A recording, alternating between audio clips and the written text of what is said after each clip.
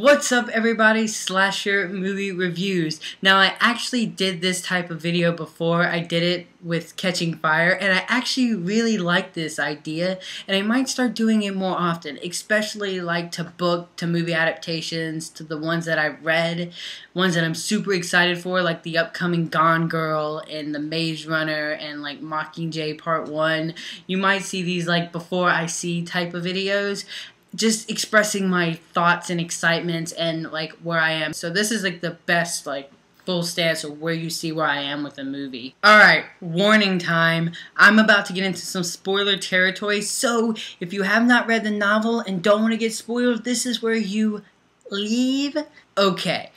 My most anticipated scenes are the fear landscapes because those were my favorite parts of the novels. I'm just curious to see how that's going to transition on the big screen. I would have to say my favorite fear landscape is when Trish is in like the water tank and it's like filling up, and I'm super excited to see it at the end, you know, where like her mom shows up. I'm just excited to see that scene. I'm excited for the ending alone.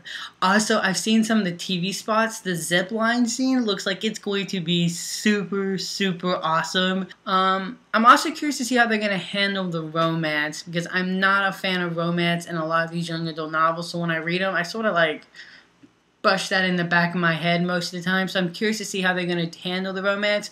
I think the romance in Mortal Instruments was a little shooed in a little bit, especially in the midnight flower scene. That's probably one of the worst scenes I've ever seen in like a book to movie adaptations. I hate that scene so much. It flashbacks to the Twilight days. It's awful. Unlike Catching Fire, I had the first Hunger Games to base it off of.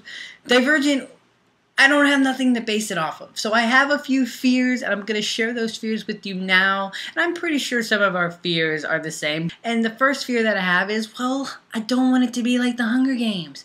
And I kind of got that vibe watching the trailer that it was trying to like fit in with like the Hunger Games crowd. It's easy for a film to like fall victim of that. Also, I read reviews and I checked the Rotten Tomatoes score, and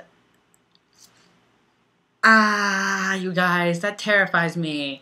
I'm also curious to see how the tone of this movie is going to be handled, because I'll admit, the tone of the trailers isn't really the tone that I had while reading the book, and it seems a little fluffed.